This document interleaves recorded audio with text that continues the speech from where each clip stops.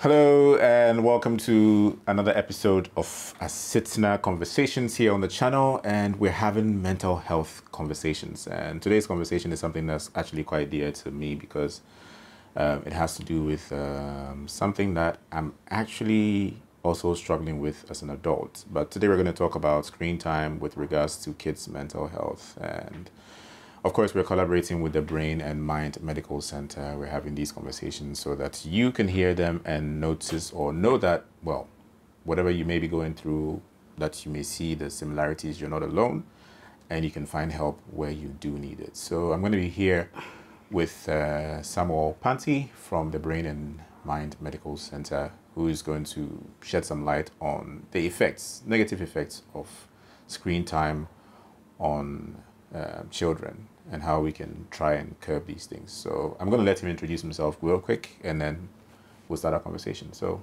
welcome to the show. All right, thank you very much. All right, so my name is Samuel Panti. I'm a clinical health psychologist with the Brain and Mind Medical Center at Abokovi. Yeah, so basically an advocate of mental health, good mental health. Yes, I think that's a summary it took for me. Okay, before I even ask you about your childhood, do you have any kids of your own? No, I don't have a kid. I don't have children of my own, no. But you do work with kids? Yes, I do work with kids. How's it like working with kids? Kids are very interesting, you know. Yeah, they can mimic you in very interesting ways, and they can challenge you to learn more. Let me put it that way. Yeah, they're very interesting to be around with. Yeah. And how do you deal with the honesty that is almost unhinged? Like there's no, like when a kid is very honest, they are very honest. How do you deal with that? You have to encourage that. You have to encourage that. You definitely have to encourage that. Yeah, you shouldn't let people around them dilute them. I think the honesty is a good thing for them to do. Just as you have to guide them to say it right. Yes, to go about their conversation right in their honesty. If not, sometimes it's a problem. Yeah, it just comes out in. You don't want your kids to hold things back from you or hide things. Yeah, of course. So you just have to encourage it so they can come to you all the time when they have challenges. Yeah. Okay. How was it like for you growing up? Oh, okay. So, I think it was fun. Say interesting at a point. Uncomfortable at a point. They were lashing me most of the time. Lashing you in school? Why? You're a stubborn boy. So when I was in GHS, after school, we do go out to pluck guava. On a property that's probably not where you're supposed to go. Right. Yeah. We had the climbers and we had the catchers. I think I was part of the climbers. So you climb and at the point you hear the owner is coming and you have to get down. Yeah. So of course. But it was interesting. Out of these, we made friends.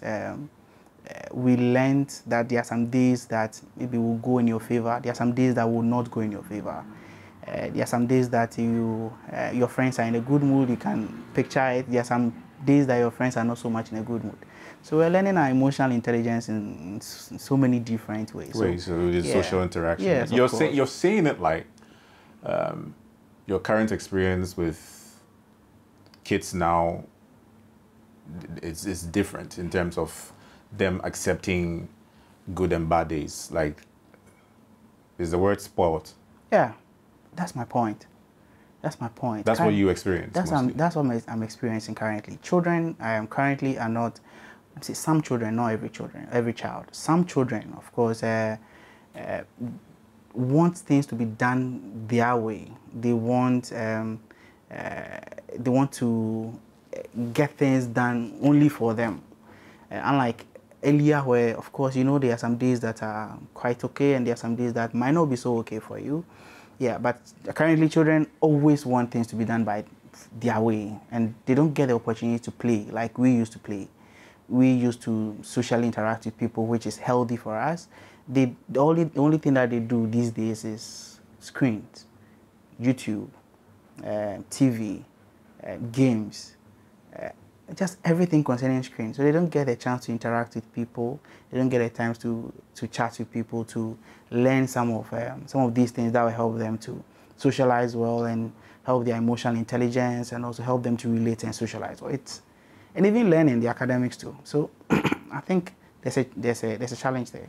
There's a balance. When you talk that about needs to be learning, balanced, yeah. when you talk about learning, some parents give their children screens to learn Yeah. because they're new apps, they're new technology. Kids Yeah. are learning coding Yeah. before they can even speak. Yeah.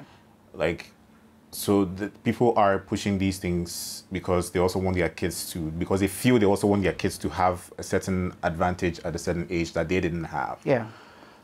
How do we marry the two when, you know, you said screens are making them less and less Yeah. emotionally intelligent and they want their way, but their parents are also using these screens to help them learn. It's not all the screens that they can even watch these videos from. Some of the screens are purposely built. That's true. To challenge them. How do we?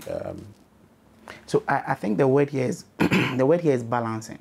You have Okay. to help the child to be balanced. You have to help the child to understand that there's some time you have to concentrate on screens and maybe your work and learn and all that. And there are some times that you shouldn't always be on it, but you have to play, you have to interact with people. You have to play with your family, you have to chat with your family. You have to know, learn about them, their strengths and their weaknesses and how you should relate with them. But we currently have children who mostly concentrate on their screens and get more addicted to it, and it tends to affect their learning. We want them to learn, and of course screens help us to learn. If I'm giving I learn something in school and I come back home and I go to YouTube and I watch 1 or 2 videos on it, it sticks better. It helps me to process my learning from my working memory into my long-term memory, and it sticks better, and retrieval is easier.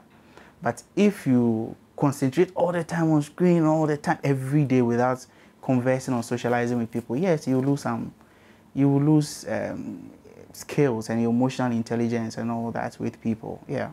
You mentioned these memory thing. What's that? Okay, so we do have 3 types of memories. We do have the sensory memory, we do have the working memory, and we do have the long-term memory. Now, the sensory memory is every information that comes to our senses, whether from our sight, whether from our hearing, or our taste, or smell, or touch, any of them. When the information is moving, it moves to the working memory next, which that one takes about 20 seconds, I think so, 20 seconds, to get information into your long-term memory. So here, when you rehearse the information, when you attach emotions to that information, you will be able to commit it into your long-term memory, and retrieval is easier.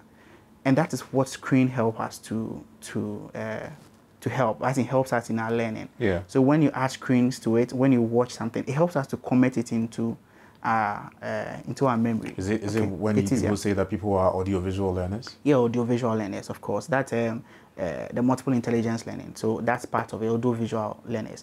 Now, you should also know that if the child is watching something that is not related to learning, the child is also committing that same information into a long-term memory. Right. So imagine if the child is watching too violent videos, videos that are uncaring. He or she tends to carry this information visually or maybe whatever into the mind. Okay, and that's what a child will portray.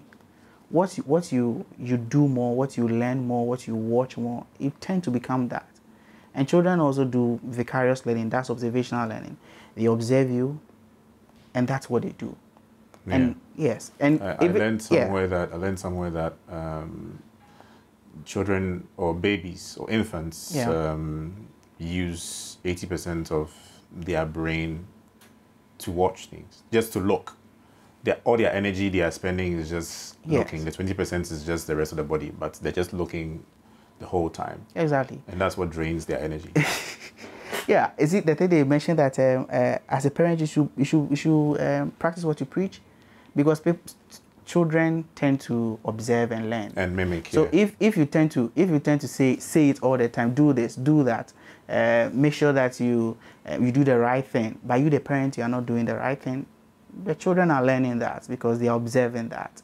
In the same way, on TV, what they observe and what they learn, if you want them to be responsible citizens or responsible adults, or to be kind and polite. To be kind and be polite and be friendly and be emotionally intelligent, of course.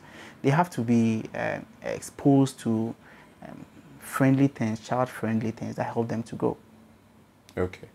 So here's a case where back in our days or the time we grew up, and maybe I'm speaking for millennials or people older, that we were raised in communities where, I mean, there was not so much screen time. It wasn't even available. Yeah. Wait, before I even go there, when was the first time you had your first screen or phone? Oh, okay. So I had my first phone. I think when I was about to write my BC, weeks before I had my BC. What kind of phone was it?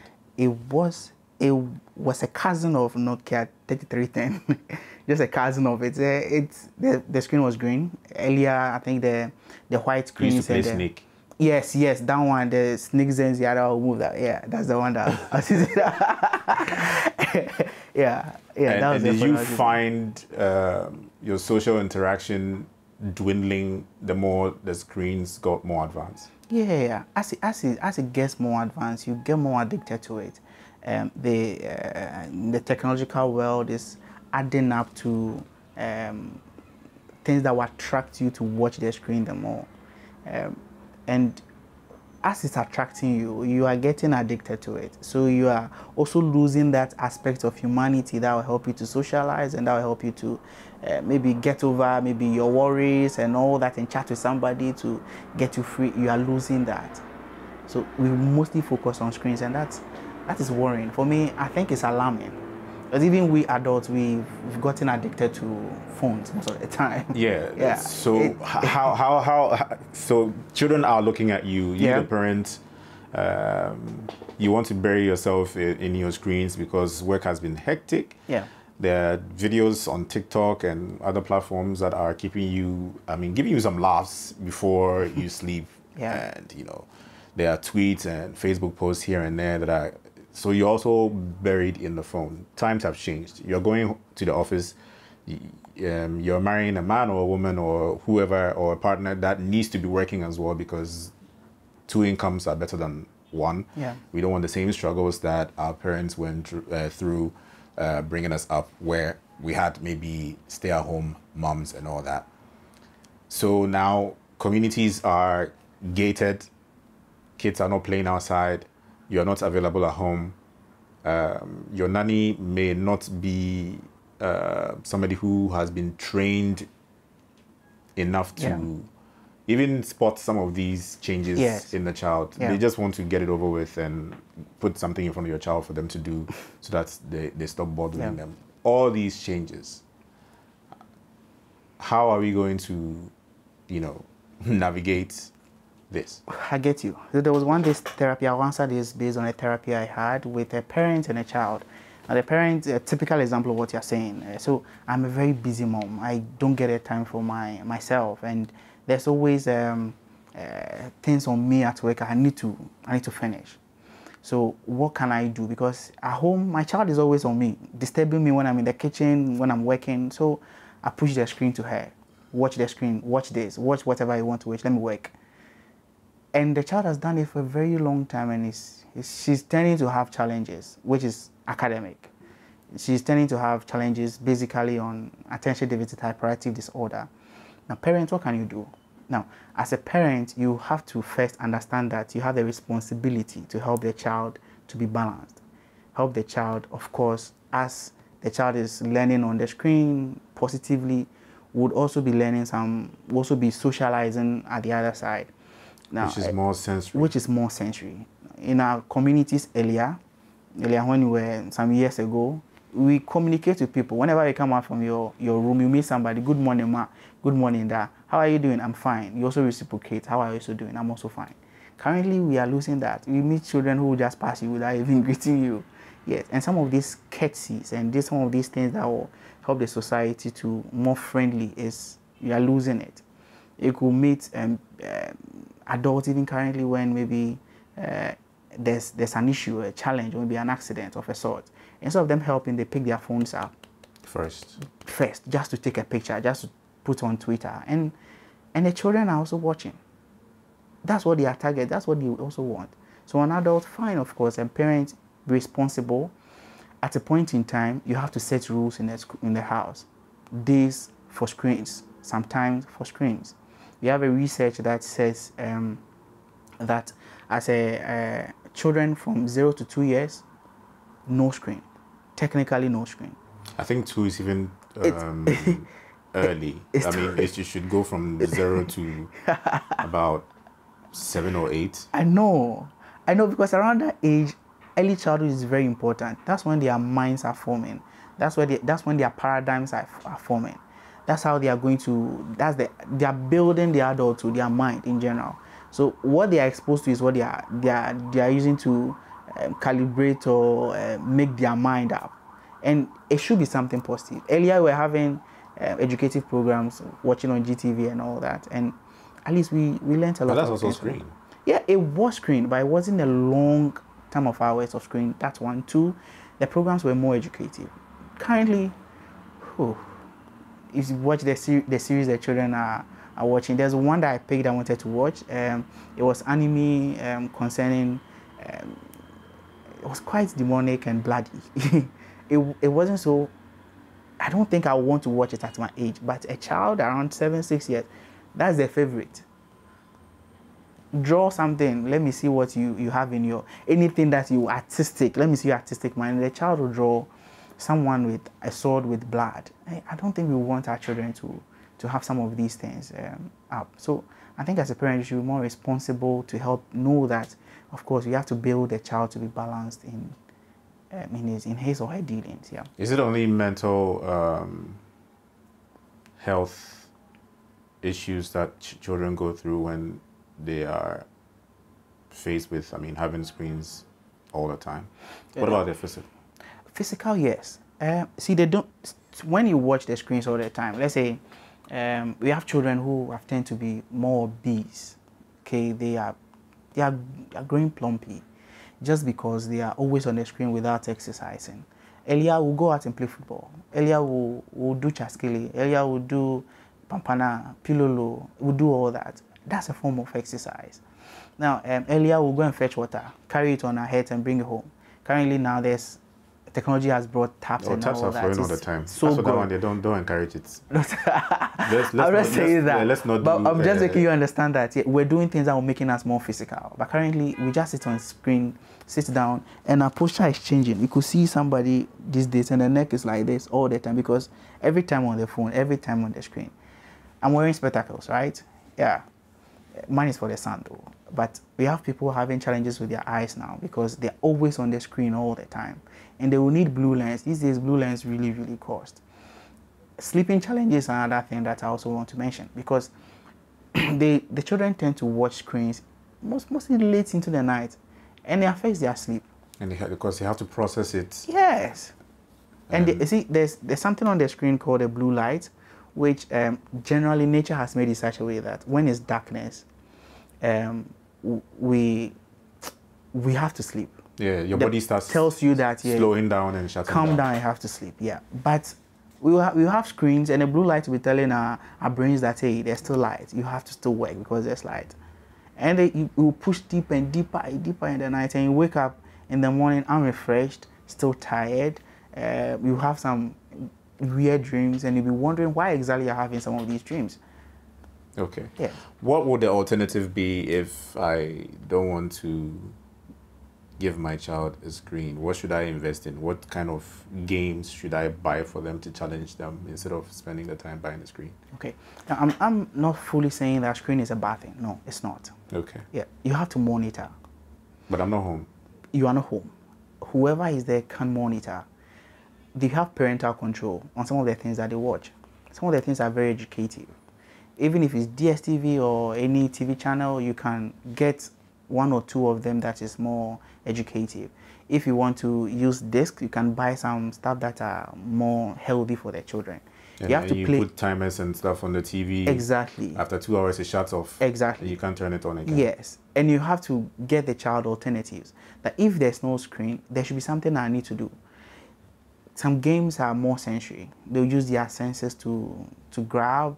We have Play-Doh, we have Puppet, we Lego. have, all of that. We have Monopoly. You have Monopoly. It will help you to learn how to manage a lot of stuff as you be a child. Yeah, so all these games can help their children. In our time, we had Don't Worry, we have counters, we had what else? If there were no counters, you actually folded the papers and made our we own did. players. I mean, what's the thing?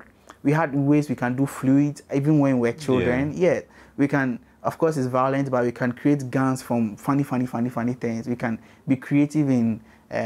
Is it like we use tin to create cars and all those creativities. Using chaluote as the tires. All those creativities are going down just because we are not getting the opportunity to learn from using our senses and all that. But one would say that at the time there was, they said necessity is a mother of invention. Yeah. At the time, we had nothing to do, or we had nothing to bury our faces in with the screen time and everything. Yeah. So you were forced to do some of these things. Yeah, it makes sense. That's one. Yeah. Those things were available in the kind of communities we lived in or neighborhoods we lived in. There were other children to help or to go with to go and do all these things. Now here's a case where my son is in a home because everybody wants to have the quote-unquote best life. I've made it. I have my car, my gate is closed. Yeah. The compound is there. Like, I'm living good. Yeah. My kid can't go out without supervision. Yeah.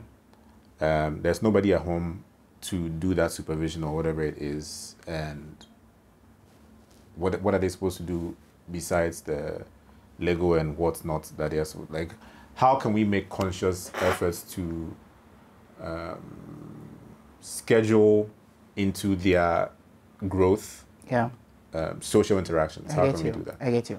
Now, so balance is one of the things. You have to be very balanced. You should set rules at home where there are some days where the children will get the opportunity to watch TV, get the opportunity to watch their favorite games and every other thing, or play their favorite games. But there are also some days that the children should be able to play with something that is more healthy for them.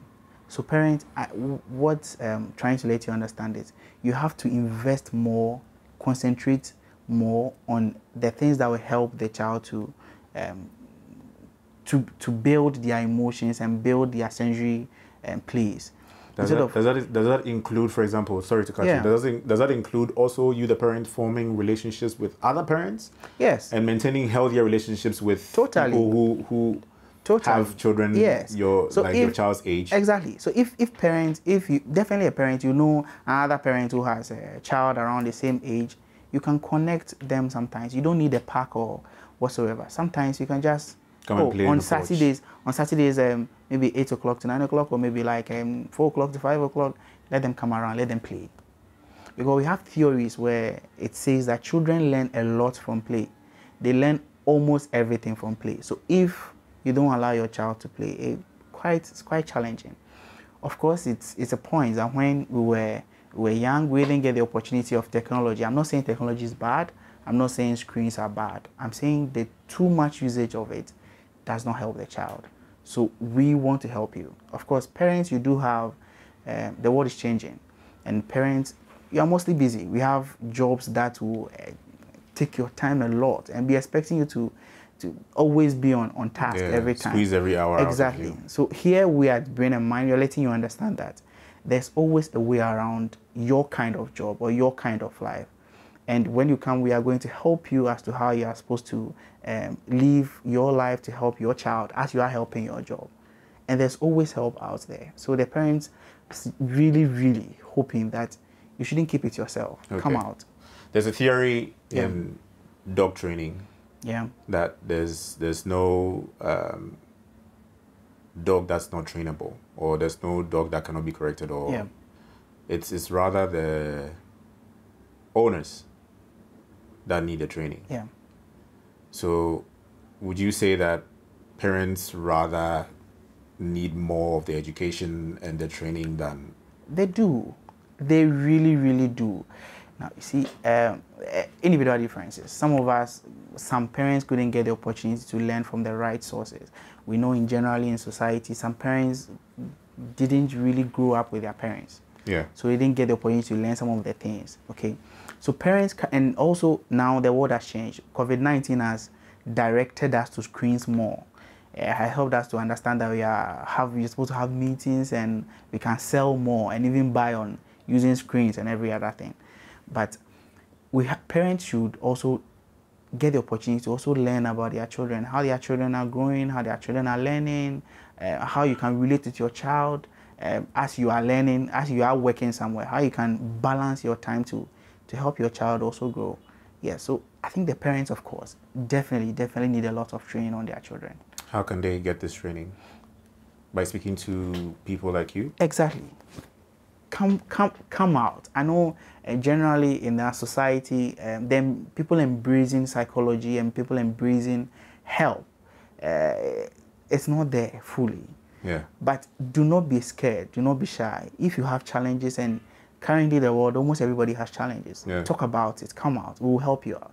How do you this is, I think this will be my final question. Yeah. How do you spot some of these challenges? How do you realize that, okay, at this point my parenting is not parenting anymore and my child is, what are some of the signs to look out for? Okay. First, I'll say the parent should be observant, as you mentioned. You have to be very observant on your child because some of the changes, you will see it clearly. It's just that you might not really know that it's getting there. Okay. First, when you hear a lot of reports from your child, maybe from school, of your child maybe fighting a lot of people, not too friendly, probably always quiet, probably having attention problems in school, your child being too hyper, your child maybe fidgeting a lot on their seat, always getting out of the classroom, even if it's at home. If it's not screen time, you can see your child totally off. Yeah. These are some of the signs that you have to watch out for. You can see your child sometimes so down, very quiet. Immediately you give the child screen, the child is up. These are some of the signs. You realize that the child is getting more addicted to the screen. So you have to get help for the child, or you have to learn as a parent as to how you are going to help the child to gradually move away from that. Because some parents, of course, after hearing this will say, I'm going to totally clear screens totally, but that's not realistic. If you do that, the child, of course, will bounce back or be defensive, and when they are defensive, they also come up with some behavioral challenges that you might not be ready for. So it has to be gradual. If somebody has been addicted or a child has been addicted to screens, it has to be gradual when you are moving the child from the screen. Okay, if the child has it 5 hours a day, gradually take it out. And the grandma rule, see, when you go and visit our grandma, she mostly says, do this, I'll give you this. Make sure you work, I'll give you this. Grandma always has gifts for us whenever we do something good. So we can, in a way, use this to reduce the screen, where we can let the child do something, then we'll use the screen at least as a way of rewarding a particular. You should be dynamic in your rewarding, but this could be one of the things. Yeah.